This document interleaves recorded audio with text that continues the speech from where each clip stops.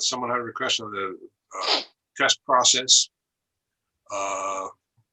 for Budoshin Jujitsu, reviewing the parent joint thing, because I didn't record anything last week, and I want to make sure I am yes, we are recording. That was also set on automatic.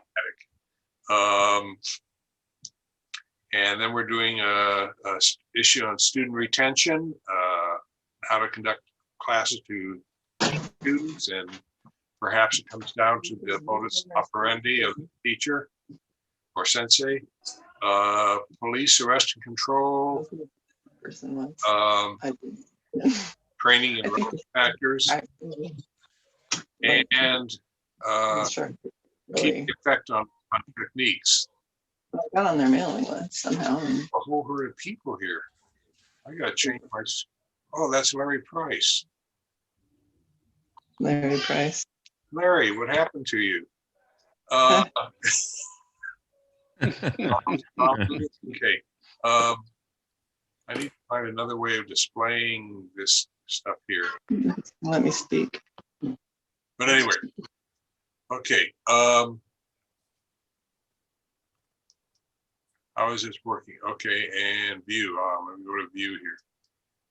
Speaker view. Okay, gallery view.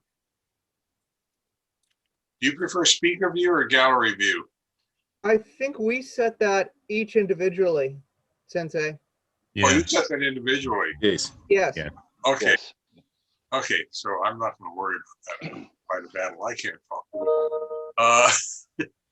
Okay. Dealing with the BJJY test process, who brought that topic up? Are they here? When I jotted the notes down, I did. What? I will say I'm interested. I didn't bring it up, but I will say it's an interesting topic. I would like to hear it. Yeah. No, on, how do you say it? The process evolved when I used to be like Seki, and a person looks like they're moving reasonably long, and bang, you're a green belt, you're a blue belt, you're a purple belt, and that worked okay. I know that's the traditional way of doing things, but then when I started, I wanted to teach Jiu-Jitsu for the LA Unified School District. They said, well, you've got to have instructional criteria and goals and all this other stuff. And so I came up with the belt ranking exams, which have changed probably 3 to 4 times since they've been originally created.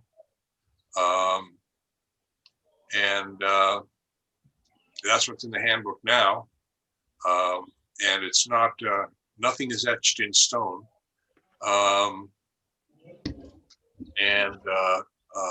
Then when I went to putting things online, I realized there had to be a way to test students, because I can't expect all of you to come to Santa Clarita to test, and you don't want to spend hundreds of dollars to have me go to your location to test you.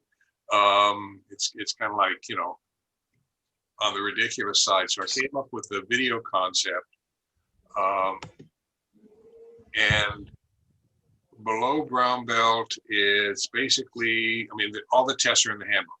Okay, so because I don't like surprises. I think students need to know what they're potentially going to be tested on. So in any event, up through purple belt, you just set up the camera, do the kata, do the waza, send it to me. I'll usually do and that was more difficult to do earlier on because you had to put it on a DVD and send it to me or something like that. That was even before they had the thumbsticks. But now that I have the hightail, you just make it into an MP4 file, send it to me on that online, and I usually get an audio evaluation back to the person in a day or two. Sometimes it's within a couple hours if I really have the time. on the lower ranks.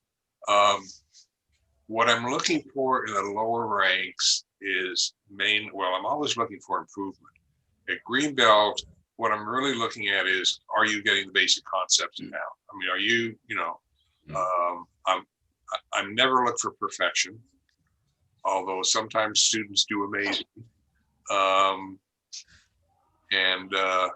So I look for improvement. And what I will usually do on the green belt exam, I don't do too much criticizing unless it's something really important. Because I see at different belt ranks, I look at different parts of techniques to see how they're doing. Because if the foundations are there, and I'm sure you know this as a sensei, if you see the basic concept of the technique is there, the student will eventually figure the rest of it out. And so that's what I'm looking for at green belt. Blue belt, I'm still looking at that. Purple belt, I'm expecting a little more. I don't want to say coordination, but I'm looking for a little more meeting the criteria a little more strictly. And as I go up in rank, I tend to get pickier on my evaluations. Brown belt, starting at brown belt, I ultimately decided to charge a $25 test fee because I have to set up the test. You've got the test in the handbook, but the student doesn't know which kata I'm going to select or which wasn't. And that apparently seems to be the hard part. Because if I give it to the kata, there's a secure method by which they get material in a sealed envelope. The envelope is not open until the video camera is running. If the video camera shuts off for any reason, the entire test is void. And then they have to pay another $25 test fee. That's only happened once. I guess someone tripped over the power cord. Oh. But anyway, but it has to be done in one. The whole test has to be done in one run. If the video stops at any time, although I haven't met a dishonest jujitsu person yet, you don't want the tops, and now let's check the techniques. Look at it. Oh, now we're going to turn the video back on and continue. And on the brown belt and black belt test, that's not a possibility. Because if the video stops, the test is over. But anyway, they'll get someone else will be in the background. They open the envelope, they read the directions, and then they go into the test. And they'll give they'll say okay, do Teikubi Shimiwaza. And the person testing has to be able to do Teikubi Shimiwaza. The technique name is not given in English, and they go through 5 or 10. I do a random selection because I'm not into too physically exhausting a person who's testing. I have been to a couple of the belt tests, particularly black belt level, where they make the person go through all the tests up through, let's say, 2nd degree black belt. And by the time they get to 2nd degree black belt testing, an hour and a half later, they're a pile of garbage because they're just so physically exhausted. And they really cannot do anything well. And I don't think that should be my personal opinion, that should not be the intent of testing. The reality is most street situations don't last more than several seconds. And so you're not going to be in any TV or movie fight scene that goes on for 90 minutes. It just doesn't happen. Which is totally different from a military situation, but that situation has a lot of other factors going for it. And then they go into the Waza section and they do 5 or 10 techniques. The person just calls out do something for high backhand knife swipe. and the person has to do something for, and I don't care what technique they do.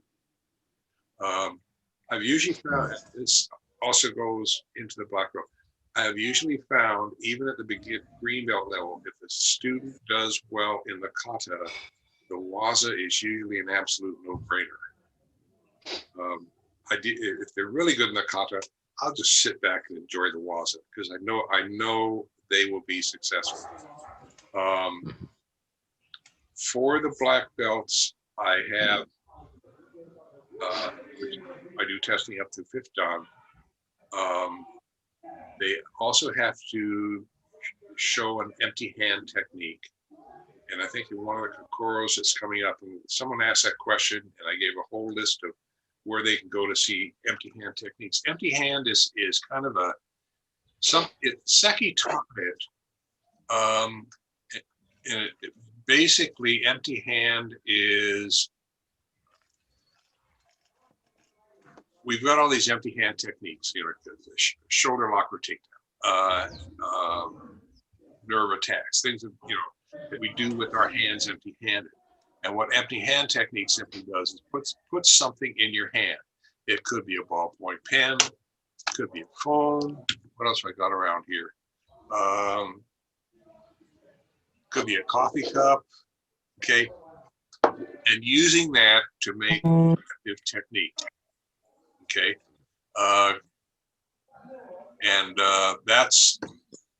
That's what it is. There's a video, I think, from the 2018 seminar I did in back Eastern Virginia, where we had a whole segment on using kitchen utensils as, which Stuart is nodding affirmatively as he remembers that. Spoons, yeah. It was a stupid topic, but everyone got the point. And sometimes it's not what you teach, but how you teach it. And I'm hoping that someone will go and, you know, that you can do, you know, you should be able to, a black belt should be able to pick up almost anything. And if they have a good knowledge of their good technical background, they should within half an hour be able to have come up with some, what I call empty hand techniques. Okay, with that, you know, ballpoint pen. I mean, if you know what to do with a Koshinobo or Kubutan, you can do the same thing with a ballpoint pen. It's not rocket science. Okay, you can do the same thing with a spatula. You can do the same thing. If you know what a tuning fork is, you whack it against the person's head, and it comes up with a note, probably a C, I think is the correct note on a tuning fork. And then while they're listening to that tone, you do something else. No, but being serious, you should be able to pick up almost anything and use it as a extension of your hand. And that's what empty hand means. And if anyone wants a quick list of the resources on, particularly on the hightail video spaces, there are several of those that have empty hand information in them.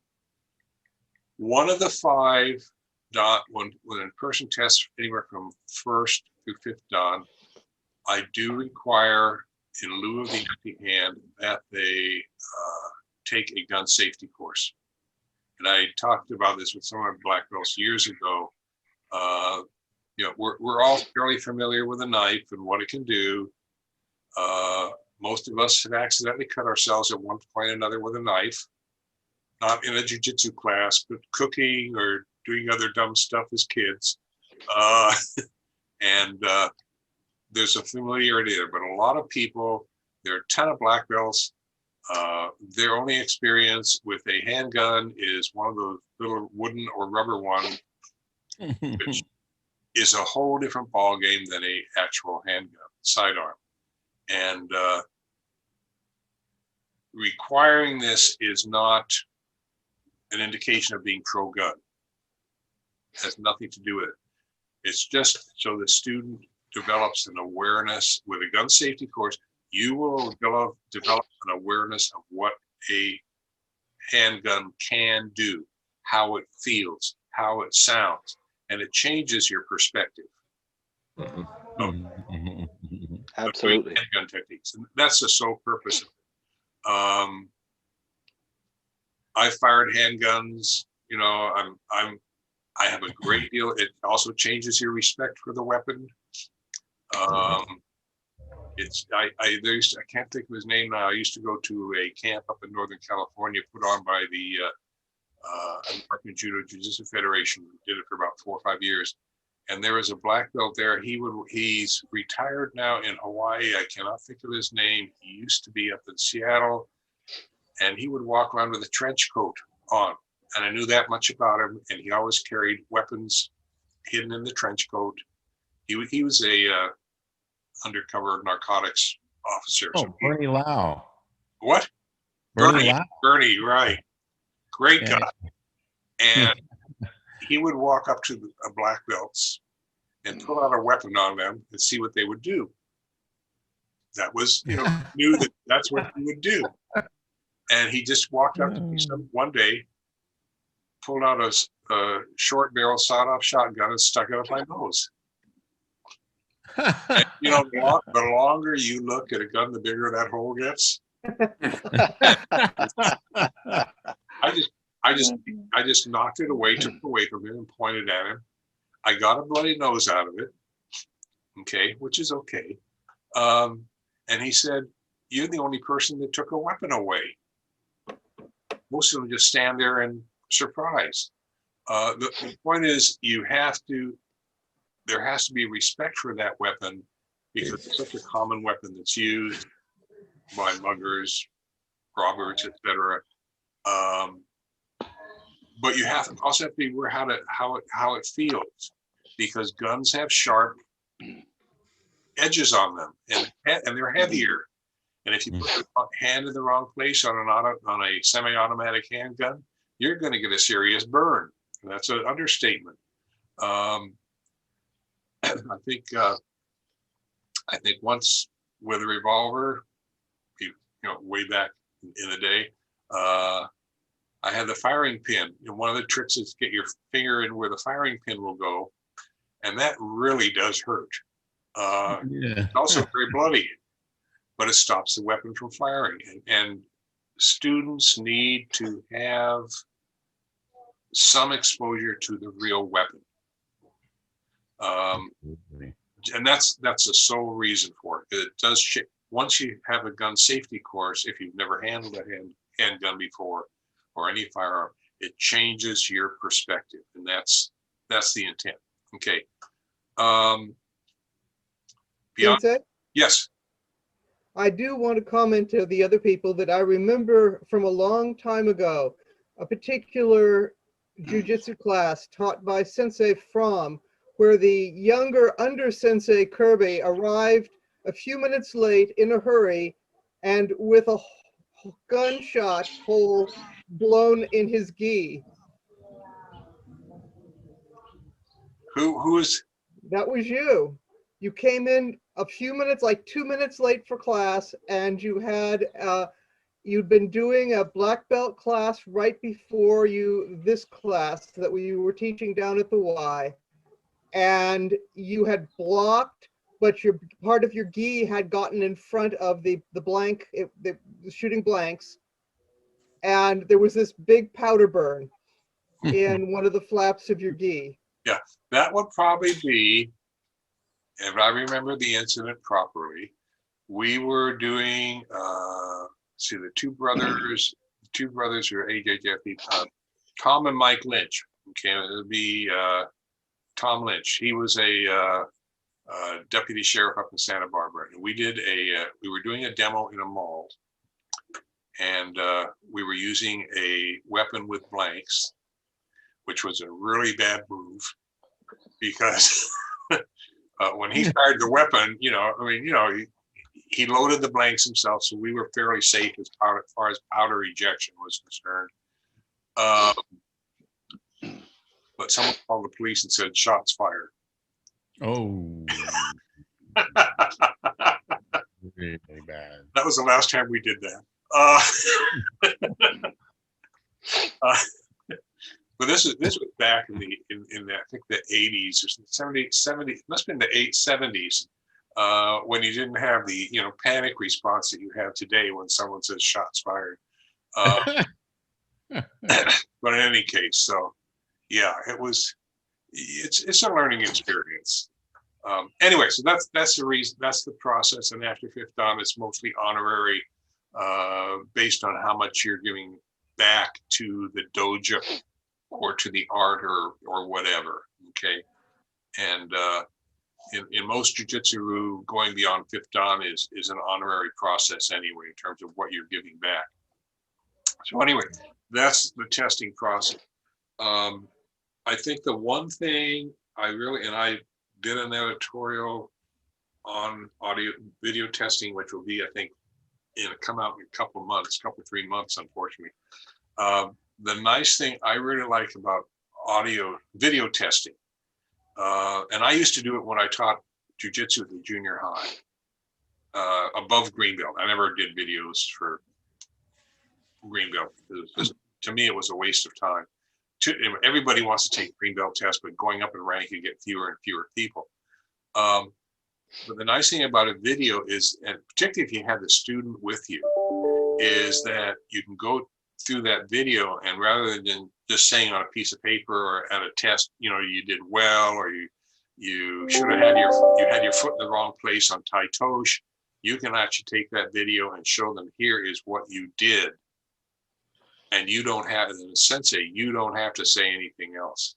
Students surprisingly know what's right, and they are very picky, even to themselves, when they do something wrong.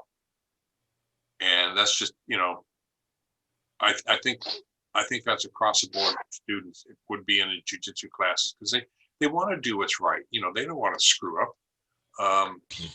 So that's the real value of the video testing. Yes, testing on-site, in person is better.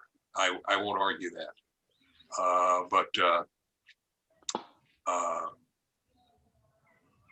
Video is, the technology is such today that, and if I don't have a good view of the technique, I'll call up the student or email and say, can you redo this even if it's on a black belt exam, can you redo this technique from the other side?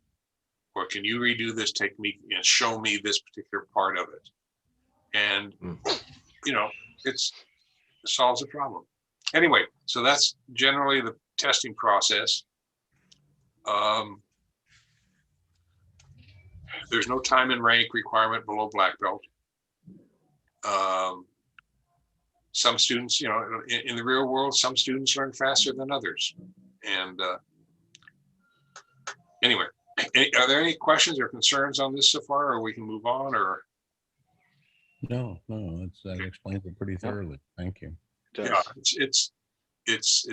I have no doubt it can still be improved upon, but and again, it's not set in stone. There are some students who have, because someone brought up this question. Is Eric Sally here? Is Eric Sally amongst us today? Okay, he brought up a question: is how do you deal with students who have injuries or physical limitations that prevent doing ukemi? And That's a good question. What is a good question?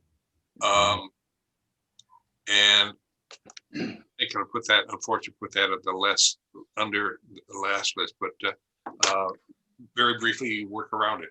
If there's a physical reason why a student can't do something, you work around it. And or you find, and to me, that's one of the nice things about jujitsu, is that if you as a sensei have a broad enough background, if they can't do one kind of a technique, maybe they can do another technique as a substitute, or maybe they can do it a different way and still get the technique done. So, but could I just interject quick, Prof? Sure.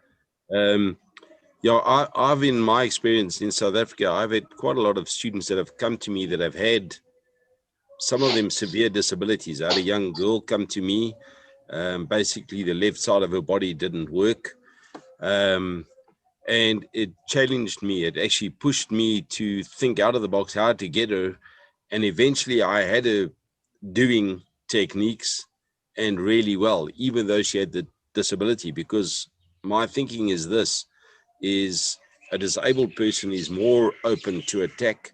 And so we've got to meet them where they are to give them some tools that they can defend themselves. And so I've had quite a few students that have come from various things that they can't do. And obviously then I just work around until we can get them to be able to do the technique. Right. And I think you said something extremely important, and this applies to any teacher, anywhere, in any subject. You have to meet the student where they're at. You can't have someone walk into your, even as a classroom teacher, you can't have someone walk into your classroom and expect them to be at a certain level. In terms of, you have to, yeah, there's subject area and you're at a certain point in teaching it, or you're at a certain point in teaching jujitsu techniques, and a student comes in late or what have you, but you still have to, accommodate them, because if you accommodate them, they'll usually respond in kind, because they want to, most students want to do well. And if they see you're interested in them, that's 2/3 of the battle. So yes, it does make for more work, but I think there's an old saying in education grad school, and it's trite, but it nevertheless is true. And no one cares how much you know until they know how much you care. right. And that's, Yeah, I mean, I had early years of teaching, I had a Hispanic kid, a real gangbanger. I mean, this guy was, he was failing my class. And, I don't do a lot of I never did a lot of teaching from in front of the room, because the principal of that school didn't like, what do you call it, talking heads. And I did a lot of it. And so I finally got him one day and I said, can you tell me what's happening? I said, I don't want you to have a very low fail rate in my class. You're messing with my reputation. And it turned out, after talking to them for a while, he said, well, I can't read. wow. And this was a history class. He's in the 8th grade. And so I said, what do you want to do in life? He says, well, I want to become a welder. Yeah. I said, okay. I said, how about if I send you down to the library and you tell the librarian you want a couple books on welding, bring them back to class, and I'll help you. And it can have a lot of pictures in it. I don't care. I'll help you learn how to read that book. Okay, segue. He grew up, I had a couple of younger brothers and sisters. They were tremendously respectful of me. I ended up going to quinceañeras, other stuff. I was the only white person there. He eventually spent some time at what can be referred to as UCSQ, which is University of California, San Quentin. And if you saw him coming down the sidewalk, you would cross the street. But he was a really nice person. Okay. And like you said, you have to meet your students where they're at, and they will appreciate that. And anyhow, okay, let's go on to the next one. Parent joints. And how they affect techniques. Okay. And I'm just trying to summarize here. And if anyone has comments or questions, they can jump in. I think the old way of teaching techniques was, if like you twist the hand for Teinagi, it will cause pain and the student will fall and life is good. Okay. The, I guess, physiological reality is that if the body has various joints, obviously. Parent joints are the joints that connect the legs, the arms, the head to the torso. Anything else below those are what are called child joints. And what happens actually in a technique is not that you twist the hand and that causes pain and the person falls, is that you twist you twist the hand, you bend it in and turn it. That we also say, I did some reading before I came back to this again from my book. We say it locks the joint, okay? And that's also an incorrect term because it's called joint dampening. And the further you turn a joint, the more difficult, or rotate a joint, the more difficult it is to turn it further. That's called joint dampening. And so once the joint is completely damped, it then moves up and locks the next joint, which then goes to the shoulder joint, and that causes the person's torso to bend. Okay. You then run into two other issues. I mean, you've got your footwork for your technique, and the same concept applies also to, is going to be, as I explained, it will also work for judo techniques. There's what is called the humanoid joint. And there's an argument as to where your humanoid joint is. Some people will say it's the joint that connects your, it's called the atlas joint. It connects your skull to your vertebrae. And some people say that is the humanoid joint. Down at the other end, where your sacrum is, and or the 0, 0, 0, if you look at the human body as an XYZ graph or chart. Some people will say that is the humanoid joint because if that bends, that's the direction the person will go. The judo rule is whatever direction the person's head is going, that's the direction they will go. And that's the easiest way to throw them or take them down.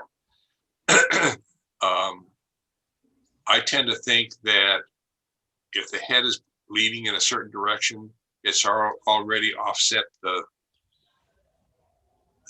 0 point or hara and down lower where your hips are. Okay, and that's what's going to cause the technique to work, is because the person is off balance. So whatever you do to off balance the person is probably going to ultimately end up be the direction in which you can take the technique. Okay. There are exceptions, but anyway. I call that the law of reciprocal control with joints.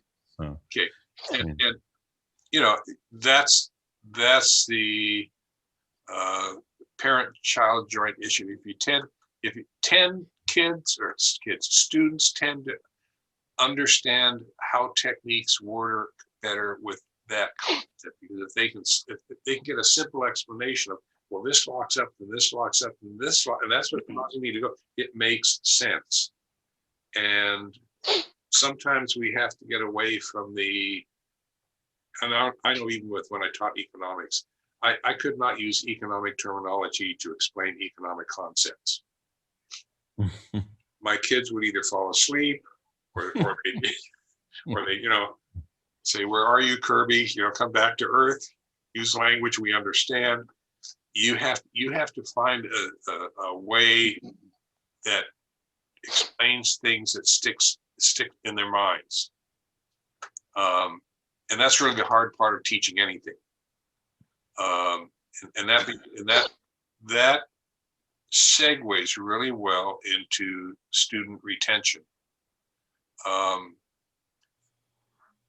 I know when I went to high school, and I don't know how things were when you went to high school, we had to run for classes. And that means that you had a subject area, you knew you had to take certain subjects, but you had some control over which teachers you wanted. And the good teachers, classes filled up first, and you really had to hustle to get those classes. And I know when we've all been in school, there are, students have a excellent, how do you say it? They know which teachers are better than others. And I'm sure you've been in this experience, you've had this experience too. And they want they want the good teachers. And the same thing, and it's probably because how the teacher teaches the subject, or It's also part of their personality and all these other factors that come into play. And that's essentially what helps keep students. Okay. I'm not saying they have to like you, it helps, but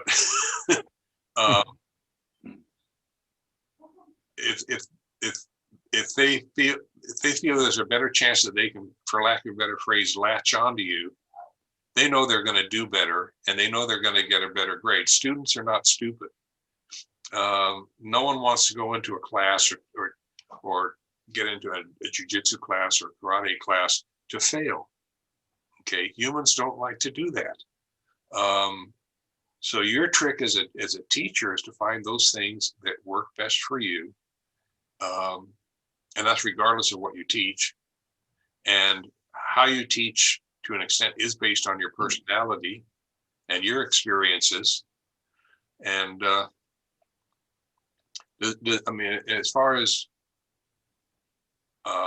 in jujitsu classes, what I will do, if I do a lot of individual help with my students, I will, particularly in my younger years, I would, instead of having them work out with their uke, I'd say, okay, do this technique on me. Or, you know, there's a lot of give and take and interaction with students. And I think the more you can interact with the students, the more they will trust you. And that's probably the key. If they kind of see that you're out for their self-interest, you've got them. Yeah. And, I agree. you know, I don't know what experiences maybe some of you have some unique things you do.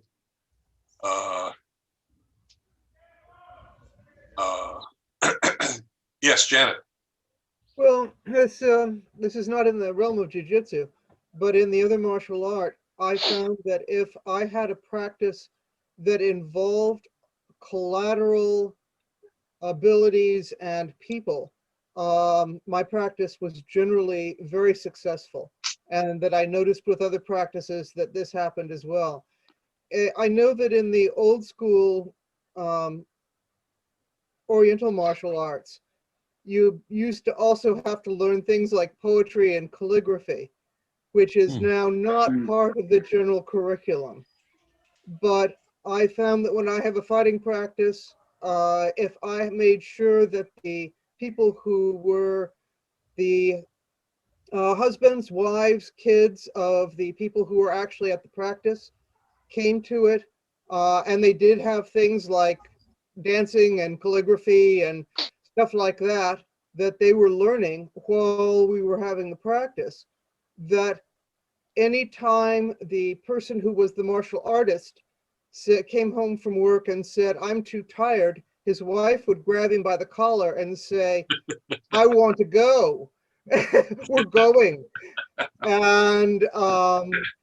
And so that, I don't know if there's any way that can be incorporated into the modern jiu-jitsu structure, where you're pretty much prohibited from having onlookers except under very narrow conditions.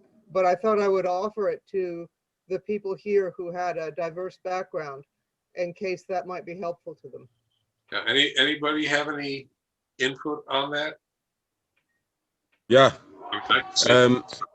Yeah, the one thing that I do here is we make extensive use of WhatsApp.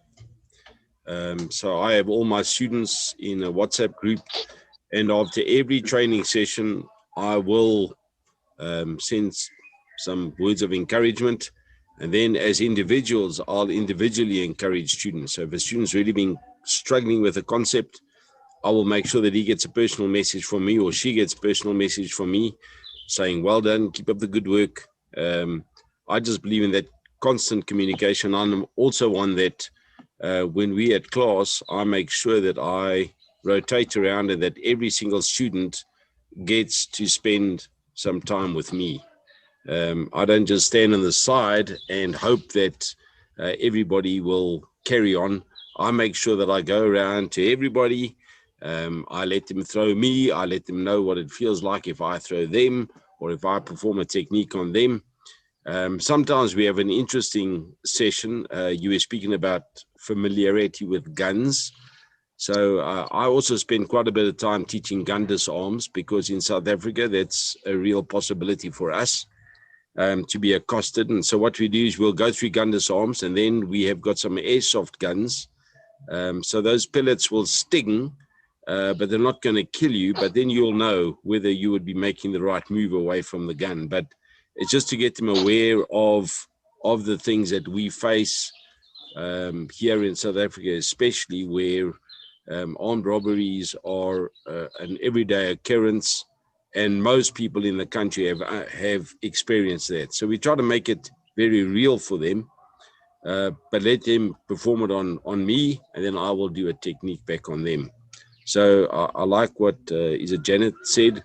Let them be interacting with us. Let us interact with them, encourage them in other things. I, for one, love doing calligraphy. So sometimes I'll even writing calligraphy on their certificates when I'm going to award them something. Yeah, that's just what I want to say. WhatsApp is a great tool. It's a good way for keeping everybody up to date and up to speed. It also helps you understand more about their lives outside of the dojo or the gym. My judo and BJJY gym, we use WhatsApp, and it's amazing how much more you don't have time to just chat while you're at practice. But by using WhatsApp, you learn, oh, so-and-so is a published poet or something like that. Yes. To me, that adds to that sense of togetherness in the dojo. Yes. I agree. And touching on what Janet said a few minutes ago, the idea of having activities that aren't explicitly connected to martial arts, like calligraphy or something else that's predominant in Japanese culture or ancient Japanese culture, having students maybe familiarize themselves with certain books or certain concepts that are more broadly relevant and things they can do when they're not practicing jujitsu or judo. They can become familiar with Japanese culture and maybe some of the ethical underpinnings of Budoshin, and bring that back to the dojo with them. Yeah, that's a good idea. That's yeah. I think that's very valid. I think one of the problems, and I've seen it in some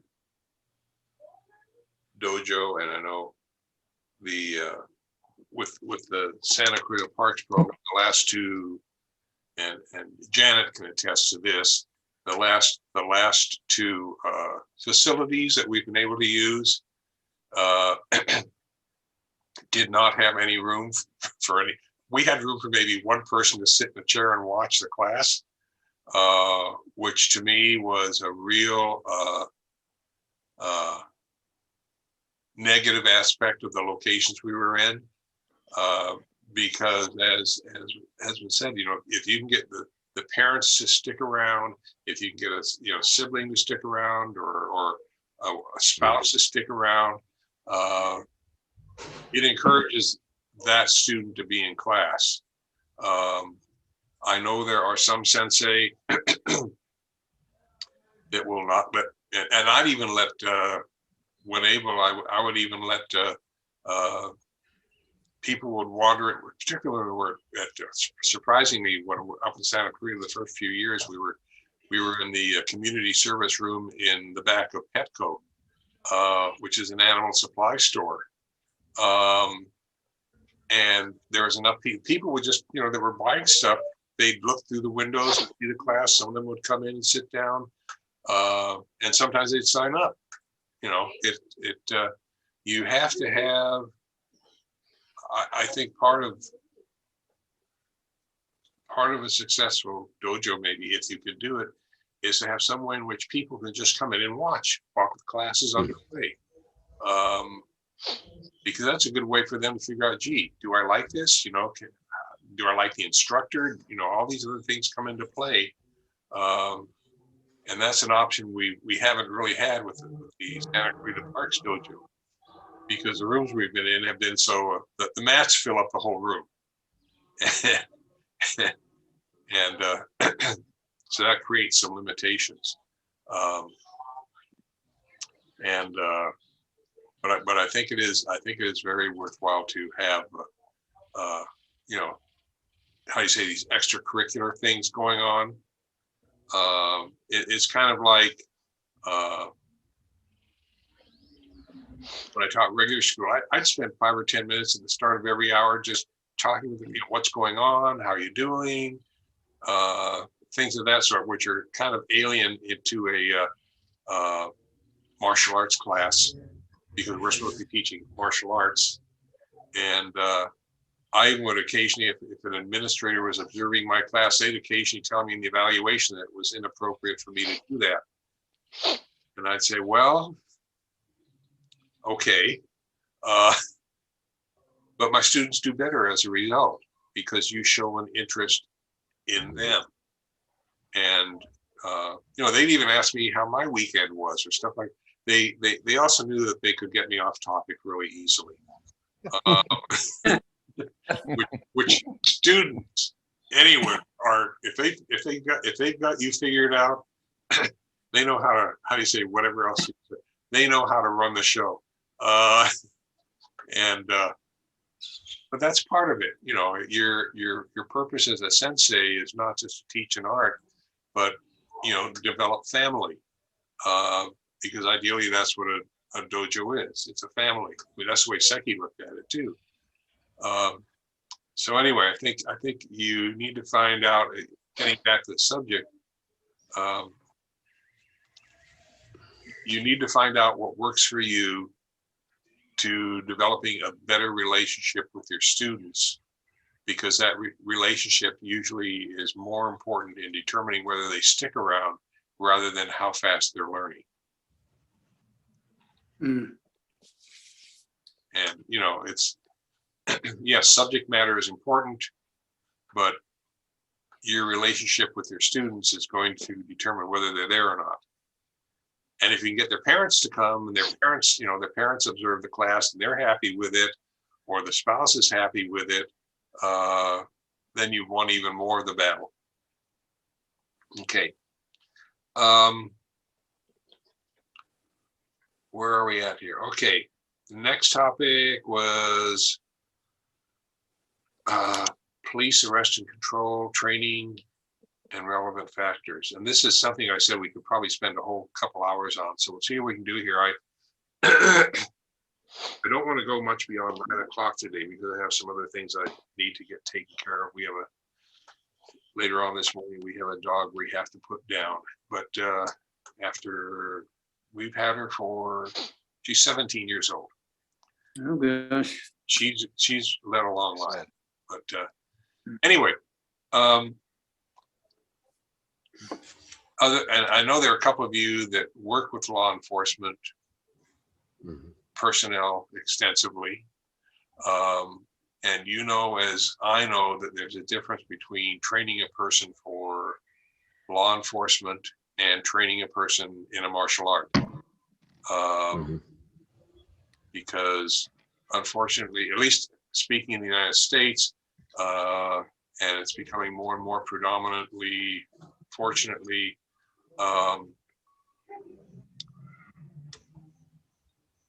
law enforcement personnel are more and more restricted in terms of what they can do to their, how do you say, suspect or perpetrator, or whatever term you want to use.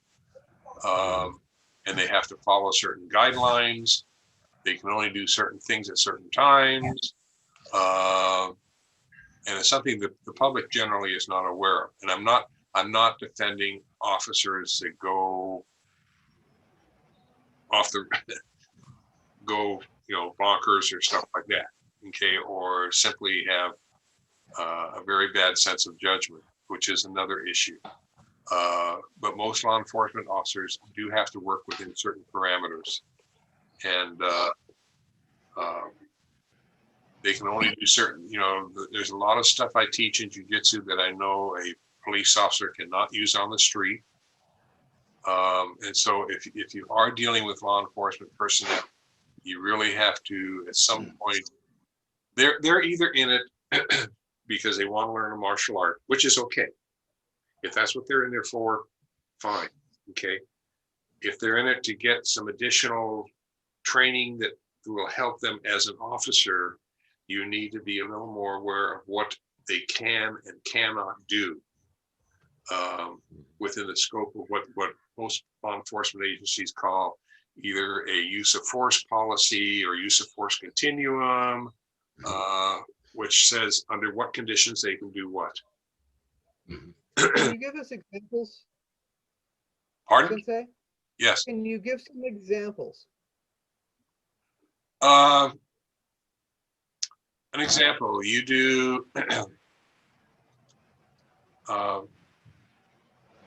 person comes at you with a knife, or they're standing there with a knife. Okay.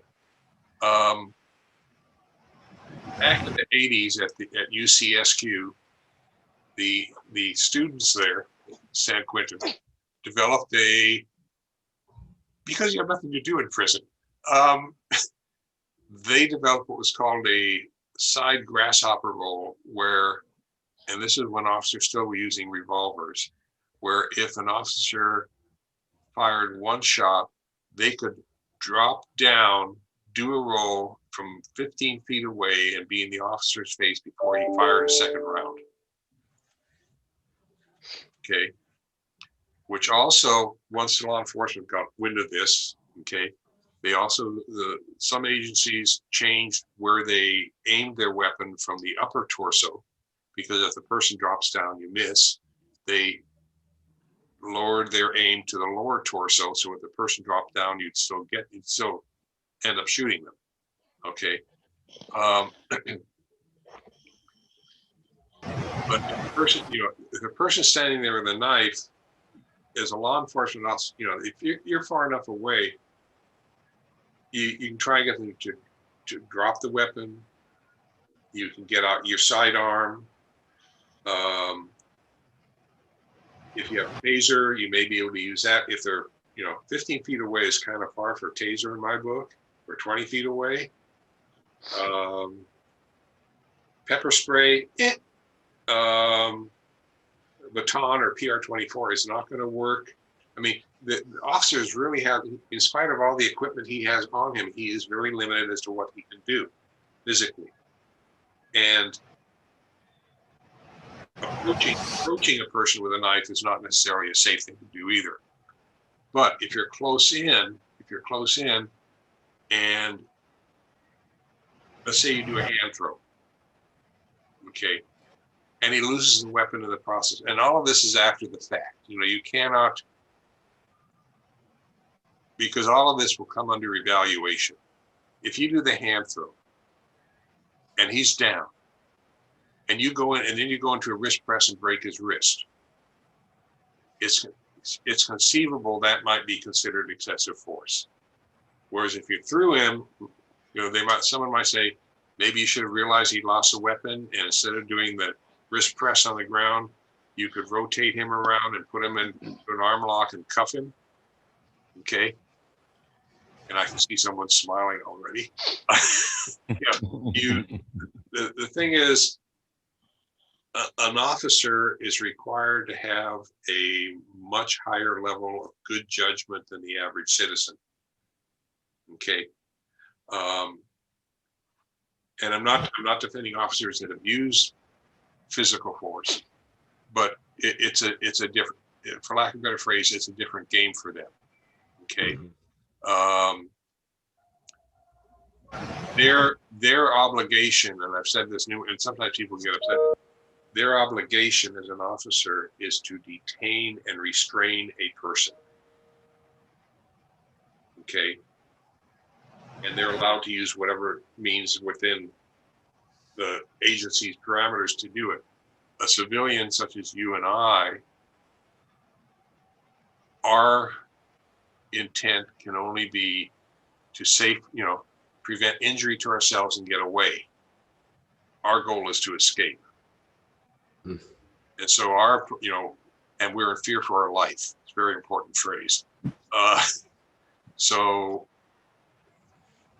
we probably, as civilians, although Jujitsu martial arts instructors are probably sometimes put almost in the same realm as police officers, we have a certain amount of more freedom to do techniques. We can choke a person out. Whereas law enforcement agencies, a lot of agencies, they're not allowed to choke a person out anymore. Although that may be the most expedient thing to do. And the problem with the choke, for those of you who don't know it, is not the choke itself, but there are two things that can happen after the person is choked. Part of it has to do with how, if the officer has to support the upper vertebrae while he's bringing the person down. And in a street situation, that's hard to do properly. And so the suspect may sustain a neck injury or something else that may ultimately prove to be fatal. The other problem that occurs is that sometimes, even once they're in a jail cell after they've been choked out, and they're backing around, and it may be, you know, a few hours later, they have they have what's PTSD, and their body simply shuts down. And there's no real sound medical explanation for it. And so that's why the chokehold is not really allowed any longer. Now, you know, there have been some things this year where, you know, with Floyd, where he was held down, you know, knee on the neck several minutes, which is way beyond what's considered for a chokehold or a pin or something of that sort. We have more liberty as civilians what we can do than police officers can do. We can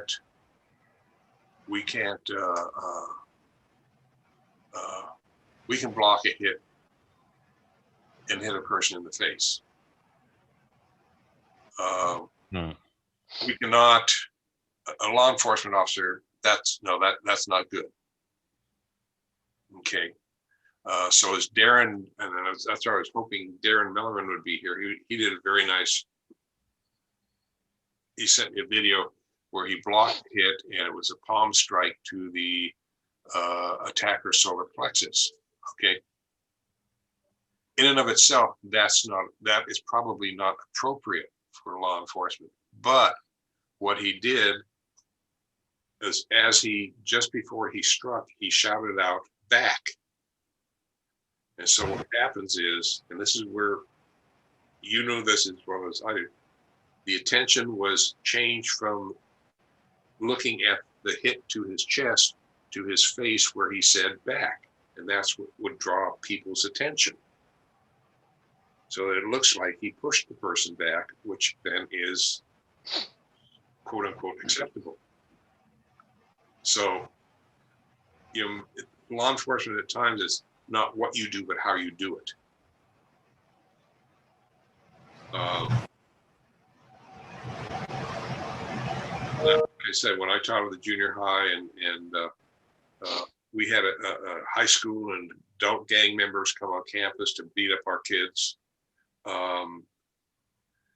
My motto was basically leave no marks. And I used nerve technique quite a bit because they worked so nicely, and you didn't have to hit the person. And I've been to court once, 2 depositions, court once. And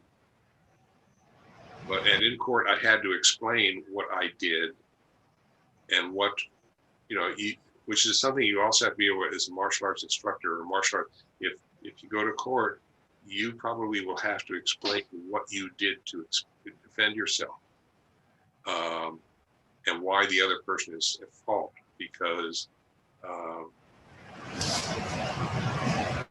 had to explain what reasonable force was. I had to explain that to the judge. He then wanted to know what I did. I had to explain what a control hold was. I had to explain how the control hold worked. And I had to explain how, if the person that had the control hold, how if they they would only be in pain if they resisted the hold. And as I did that, the defendant's attorney just put his head down on the desk and shook it back and forth. Okay, so there are times when you're going to have, you've got to be able to explain what you did sometimes. And an officer has to be able to do that, whereas a civilian might not be asked to explain all those things.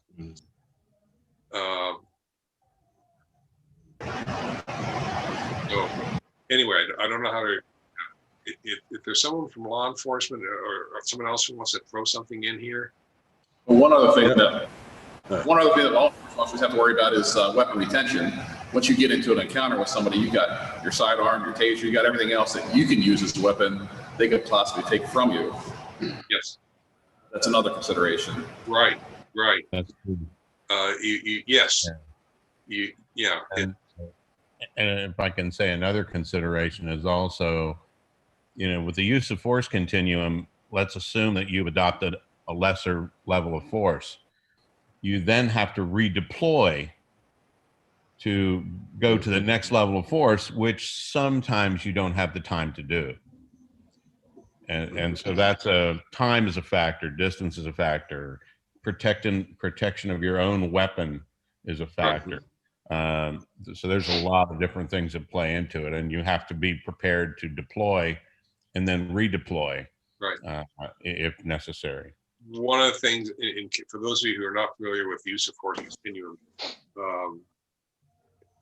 it does allow that if you as an officer, there's a certain amount of force being used against you, it does allow you to go to a higher level of force, because the level of force you're currently using and that the suspect is using against you is, how do you say, neutralizing that level of force that you're trying to use, and therefore it justifies your use. But you're going to have to justify it. You going to using a higher level of force. But it can be frustrating because you're trying to protect yourself, and you don't want the suspect getting your weapon or anything else that's on your belt, or injuring you. Read some of those use of force policies, they'll make your head spin. But then if this happens, then you can do this, and it's crazy. Right. It's just, and they change. I know one of the things we did after the Rodney King incident, once the LAPD brought me on as one of their consultants, is it used to be if straight physical force doesn't work, your next level was using a baton or PR-24, and after that was pepper spray. And that was the first time someone used a video camera to watch someone being unnecessarily assaulted by I don't think you can't use the word unnecessarily, because Rodney was high on drugs, and there were law enforcement people there from other agencies that shouldn't have been. There's a lot of political stuff that resulted from that. But we said pepper spray, you've got to switch them, because hitting a person with a baton or PR-24, and some of the officers weren't even using the PR-24 properly. They were holding one end of the PR-24 and hitting the person with the handle, the hand grip, hammer. I mean, just you cringe when you watch it. Well, that's actually a thing, though. That's the nightstick of Baltimore City Police is actually designed to be held what looks like it's backwards. Yeah. There's a name for it. I forget what it's called. But actually, to a civilian, it looks like you're holding the wrong end of the stick. But in actuality, you're using the way it was designed. It's like a tonfa, basically. Yeah. Yes, exactly. Yeah. So anyway, they changed the policy and they made pepper spray the next step, and then baton was further became a higher level of force than the pepper spray. And can I just add something real quick? In 2008, I began training armed reaction officers. So in our country, our police service is rather dismal. And so a lot of private armed security companies are around. And one thing I've discovered with training them is I don't give them 1,000 techniques. I give them a couple of techniques that can be applied in just about any situation. But the feedback that came back to me from the owner of the company was this, that just by the mere fact that his personnel have got experience now and confidence, oftentimes was enough to diffuse the situation. So they would never have to really climb in and use the techniques, because when they approach the subject or the suspect would know this person has got confidence, they must know what they're doing. And so that was able to really be successful in the detention of suspects. I've also had, because of my, I'm almost obsessed about gun and knife disarms, because those are realities for us, that I have had officers that, yes, they have been shot, but not fatally, because they've been able to move the firearm away from themselves.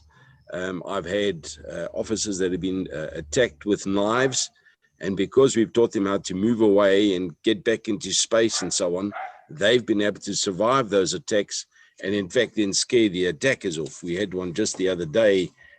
He just came off course, and he was accosted by 3 suspects, and they all were armed, and he was able to deal with all of them. He did get a few cuts, a few bruises, but I think that the suspects were worse for wear afterwards, because they also hightailed it out of there. But my point is this: when we're working with law enforcement, and I know that the rules in America are obviously different to what our rules are here, but the main thing is when you can instill confidence in that officer, he feels more adequately equipped to go and confront any situation that may come his way.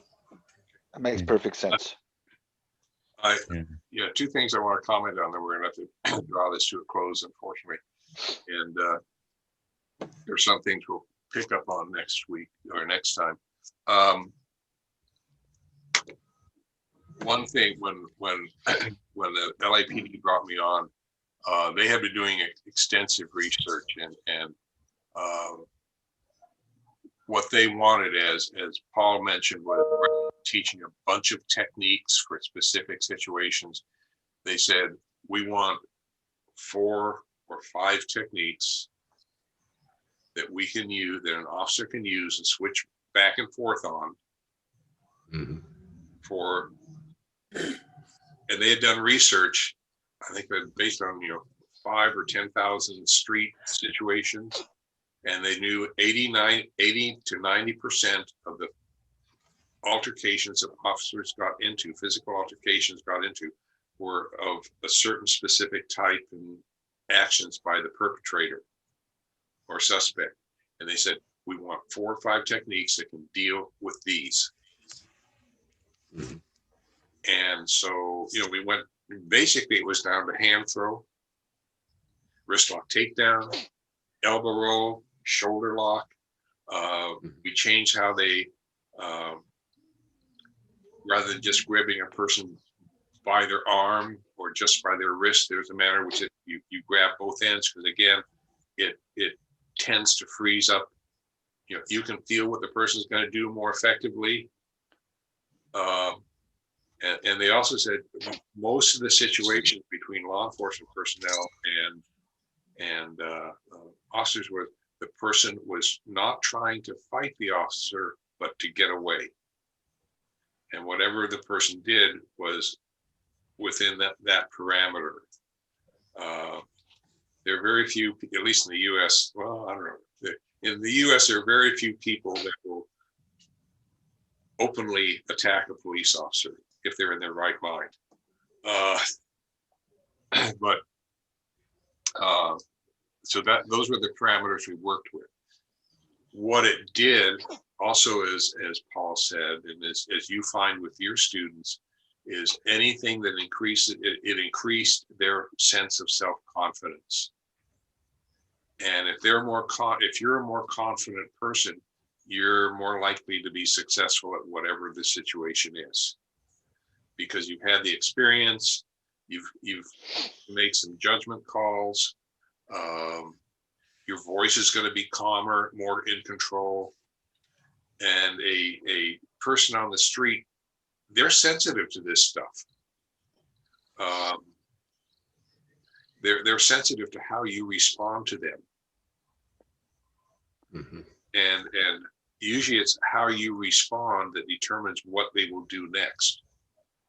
And as Paul said, that sense of confidence, if the other person sees it, you have immediately become a poorer target. You're because they sense this person is not going to be easy to deal with if this confrontation becomes physical. Okay. And it's, they want, whatever their intent is, they want to have an easy time of it. Yes.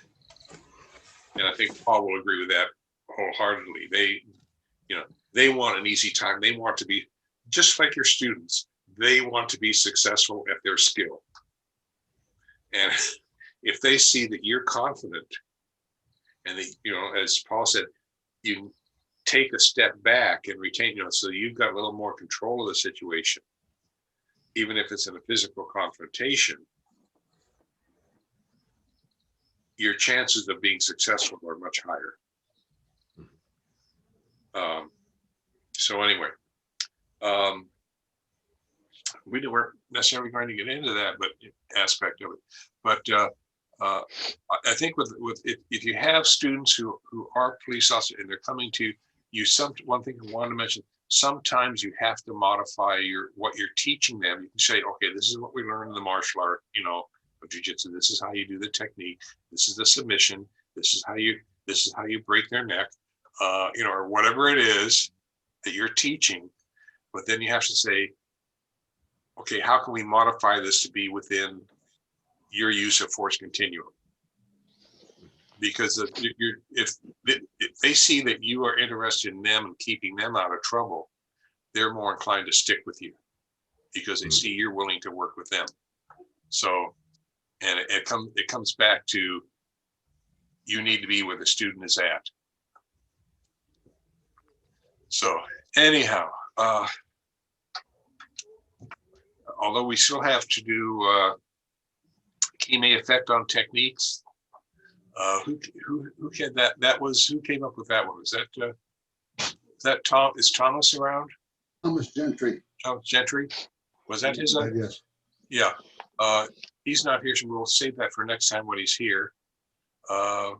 His question to me took me a while to figure out what the question was, but once I reread it 2 or 3 times, it said, okay, and now I know what Kime is. Because I was used to the concept of Kime no kata, which is prearranged forms. We were having the same conversation, trying to understand what the question was. Yeah, and the question, just very briefly, and then we're going to go here. In karate, or when you're hitting a person in karate, the goal is you aim for a certain point. That's your kime, your maximum impact. Okay, you stop at a certain point with your hit or what have you. From my understanding of jiu-jitsu, we tend to work through. We're not just going to hit, we're going to go through and then retract. And even if we make contact, we don't just stop. How do you say? We complete the technique, so to speak. And if you're doing this throat strike, which some rule of jiu-jitsu will limit to black belts and up only. With us, we'll have the student, they can, we don't have them strike physically at the larynx. If to teach the technique, we have them go past and through because they need to move their body to complete the technique. And the purpose of the technique is not just to hit the larynx and stop, but to go through and have them go backwards, which can be can collapse the larynx, which can be fatal, unfortunately. Or they also learn they can if they want to just take the person down, they get behind what's called the jugular notch. I say, God put that there for us. And everybody try this. See it happen. I watched it. Where is it? Everybody, and they try. And you do this in class the first time. And I say, if you push back, you're going to gag. And half the class does it and they gag. Or if, and they'll go backwards. If you want the person to go down, you get behind the jugular notch and you push down. And they learn to respect that technique really fast. But on the street, the other option is to simply, take her and it's a strike. And I think what Thomas was saying was in karate, you stop at this point because this is your impact point. This is where you stop. Whereas in jiu-jitsu, you go through because you never, it's just, that's the way your body is going. Anyhow, so we'll get back to that next week, and Thomas will probably get a chance to explain it a bit. I'll have to correct it. Excuse me, I'll have to correct myself. Anyway, I hope all of you have a great weekend. You too, Gregory. Thank Good you. will. Thank you. It's been a pleasure. Yes. Enjoy your Saturday. I will probably get this video out tomorrow or Monday. If anybody has a suggested title for it, I'm open to ideas. I haven't thought of anything. And you can have a sense of humor. Keep it down to 1 or 2 words or 3 words, and we'll see what happens. Okay. So if you have any topics for the next session, which will be March 6th, I believe, let me know and we'll get them up there. Okay, very good. Okay. So Thank you, Sensei. thank you. Thank you very much. Thank you so much. Thank you, Sensei Kirby. Thanks. Thank you, everybody. Have a good weekend. Bye. Thank you, everyone. Cheers. Keep Take care. safe. Bye-bye.